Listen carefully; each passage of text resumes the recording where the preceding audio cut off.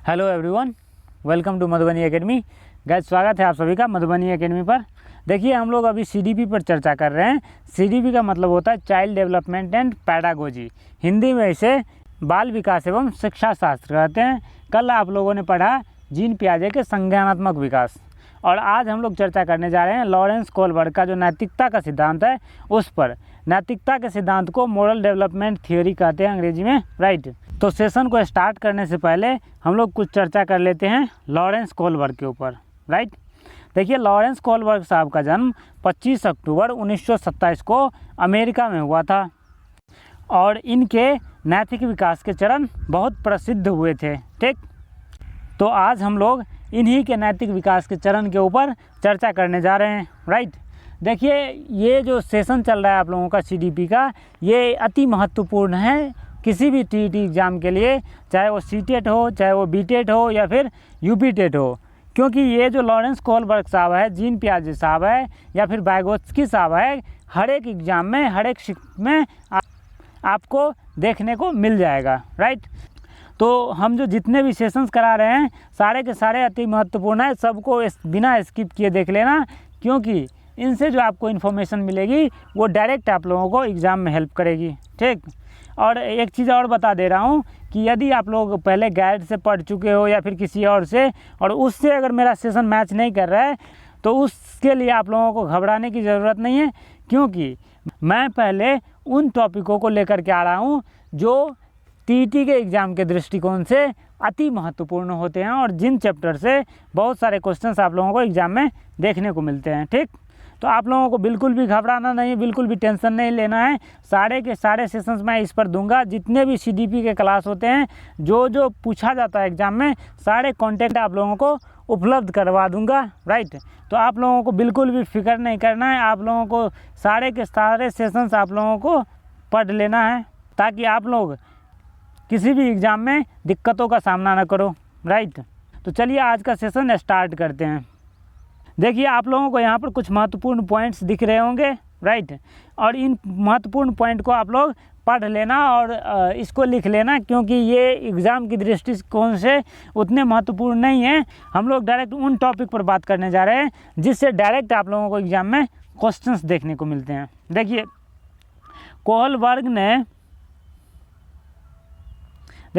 Kohlberg अपने प्रयोगों के द्वारा बच्चों में नैतिकता को जानने के लिए छोटे छोटे कथाओं को उपस्थित करते थे एवं उससे संबंधित नैतिक समस्याओं के संबंध में प्रश्न पूछते थे। इन्हीं कथाओं में से एक प्रचलित कथा आप लोगों को अगले पेज में देखने को मिलेगी। देखिए, वो कथा क्या है। आप लोगों ने हिंज की कहानी अवश्य सुनी होगी। देखिए, यूरोप में एक महिला मौत के कगार पर थी। डॉक्टरों ने कहा कि एक दवाई है जिससे शायद उसकी जान बच सकती है। वो एक तरह का रेडियम था, राइट, जिसकी खोज उस शहर के एक फार्मासिस्ट ने उस दौरान ही की थी। दवाई बनाने का खर्चा बहुत था, और दवाई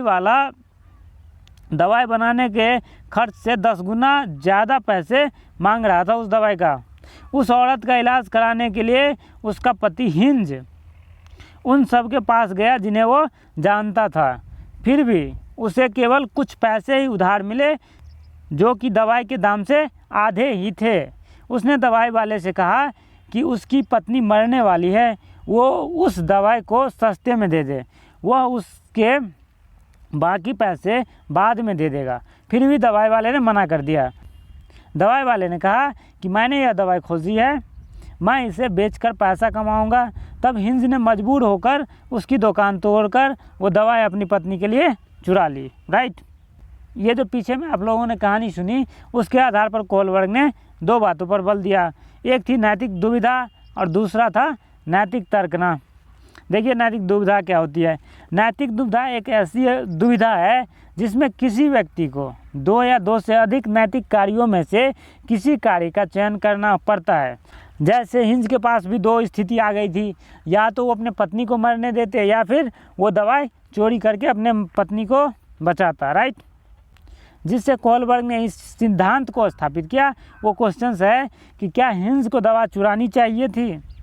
क्या एक पति को अपनी पत्नी की जान बचाने के लिए दवाइयाँ चुरानी चाहिए, राइट। अब देखिए, नैतिक तर्कना क्या होती है। सही या गलत के प्रश्न के बारे में निर्णय लेने में शामिल चिंतन की प्रक्रिया को नैतिक तर्कना कहा जाता है। जैसे हिंद ने चोरी करके गलत किया कि सही, क्या चोरी करना सही है? यहाँ पर आप लोगों को दिख रहा होगा कि सही या गलत के प्रश्न के बारे में निर्णय लेने में शामिल चिंतन की प्रक्रिया को नैतिक तर्कना कहते हैं। यानी कि जो क्या सही है क्या गलत है, चोरी करना सही था हिंस के लिए या फिर अपनी पत्नी को मरते हुए छोड़ देना सही था, इन्हीं सारी क्वेश्चंस के ऊपर चिंतन करने की प्रक्रिया को नैतिक तर्कना कहा जाता है। राइट। इन्हीं कथाओं से प्राप्त अनुक्रियाओं का विश्लेषण करके कोहलबर्ग ने बताया कि व्यक्ति में नैतिक विकास 3 स्तरों से होकर गुजरता है। प्रत्येक स्तर की 2-2 अवस्थाएं होती है तथा इन अवस्थाओं का क्रम निश्चित होता है, जिस पर हम लोग अभी चर्चा करेंगे। देखिए, ये आप लोगों ने कहानी सुनी, उसी कहानी के आधार पर कोहलबर्ग ने नैतिकता का सिद्धांत दिया है और कोहलबर्ग ने नैतिकता के 3 लेवल बताए हैं। देखिए, अब बात कर लेते हैं कौन कौन से लेवल बताए हैं उन पर। एक में है प्राक रूढ़िगत नैतिकता का स्तर, इसको अंग्रेजी में प्री कन्वेंशनल स्टेज कहते हैं, जिसकी अवधि 4 से 10 वर्ष तक होती है। देखिए, इस अवस्था में नैतिकता 0 होती है, यानी बच्चों को सही गलत के बारे में पता नहीं होता है। इस अवस्था को 2 भागों में विभाजित किया गया है। बच्चे में जो 4 से 10 वर्ष की अवस्था होती है, उसमें बच्चे में क्या गलत है क्या सही है उसके बारे में बिल्कुल भी उसको आइडिया नहीं होता है। ठीक।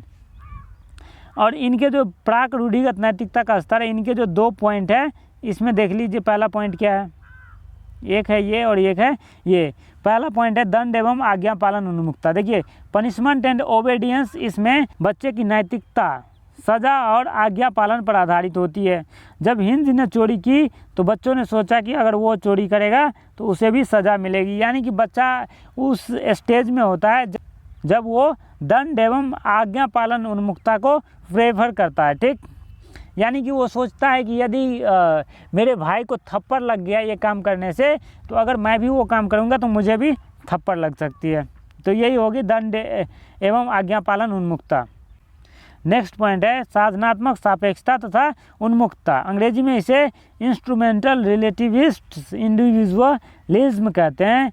इस अवस्था को जैसे को तैसा भी कहा जाता है। देखिए, ये जो 4 से 10 वर्ष की अवस्था होती है ना, इसके जो 2 पार्ट होते हैं, इसमें जो दूसरा पार्ट वाला ये वाला भाग है, इस अवस्था को जैसे को तैसा अवस्था कहा जाता है।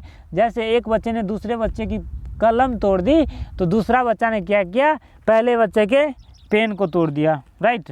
तो ये थी आप लोगों की साधनात्मक सापेक्षता तथा उन्मुखता। अब कोहलबर्ग साहब के जो दूसरे लेवल है उन पर चर्चा कर लेते हैं। देखिए, ये जो लेवल है दूसरा, रूढ़िगत नैतिकता का स्तर, इसको अंग्रेजी में कन्वेंशनल स्टेज कहा जाता है और इसकी अवधि जो होती है वो 10 से 13 वर्ष तक होती है। इस अवस्था में बच्चा दूसरे लोगों के मानकों को अपने अंदर समावेशित कर लेता है तथा उसी के अकॉर्डिंग सही गलत का निर्णय करता है। इस अवस्था को 2 भागों में बांटा गया है। पहला है अच्छा लड़का अच्छी लड़की बनने की उन्मुखता और दूसरा है कानून एवं व्यवस्था उन्मुखता। इसमें बच्चा देखिए क्या करता है, तो कानून तथा सामाजिक व्यवस्था को बनाए रखने की भावना विकसित करता है, क्योंकि किसी का एक्सीडेंट हो गया था रेड लाइट पार करते हुए, इसीलिए वो ऐसा नहीं करेगा। देखिए, 10 से 13 वर्ष के उम्र में जो बालक होते हैं ना, वो कानून एवं व्यवस्था उन्मुखता को प्रेफर करता है, इसको अपने लाइफ में इम्प्लीमेंट करता है बच्चे। राइट। तो ये थी आप लोगों की 10 से 13 वर्ष की अवस्था, रूढ़िगत नैतिकता का स्तर। अब बात कर लेते हैं कोहलबर्ग के नैतिकता के तीसरे लेवल पर। देखिए, नैतिकता के तीसरे लेवल क्या है, उत्तर रूढ़िगत नैतिकता, पोस्ट कन्वेंशनल स्टेज। ये इनकी अवधि 13 वर्ष से ऊपर होती है। इसमें डिसीजन खुद के लिए जाते हैं, ना कि समाज के जरिए कि क्या सही है और क्या गलत है। नैतिकता रूढ़िगत स्तर में बच्चे समाज के रूल के अकॉर्डिंग चल रहे थे, वहीं इस अवस्था में ये उसके बिल्कुल विपरीत चलने लग जाते हैं। यानी कि इसमें जो डिसीजन खुद के लिए जाते हैं, ना कि समाज के जरिए कि क्या सही है और क्या गलत है। इनकी भी 2 अवस्थाएं होती है। पहला होती है सामाजिक अनुबंध उन्मुखता, इसको अंग्रेजी में सोशल कॉन्ट्रैक्ट ओरिएंटेशन कहते हैं। देखिए, इसमें जो है किशोर यह मानते हैं कि नियम लोगों की भलाई के लिए है। राइट। अगर किसी नियम से किसी का नुकसान होता है तो ऐसे नियम को तोड़ देना चाहिए। अगर रेड लाइट तोड़कर किसी की जान बच सकती है तो उसे तोड़ दो, यानी कि रेड लाइट को ही तोड़ दो, ऐसा सोचता है बच्चे इस अवस्था में, राइट। अब नेक्स्ट पॉइंट है सार्वभौमिक नैतिकता सिद्धांत उन्मुखता। इसको अंग्रेजी में यूनिवर्सल एथिकल प्रिंसिपल्स ओरिएंटेशन कहते हैं। इसमें जो है किशोर दूसरे के विचारों से नहीं बल्कि अपने खुद के मानकों के अनुसार व्यवहार करता है। इसमें किशोर दूसरों के फ़ायदे के लिए अपनी जान पर भी खेल जाते हैं, राइट।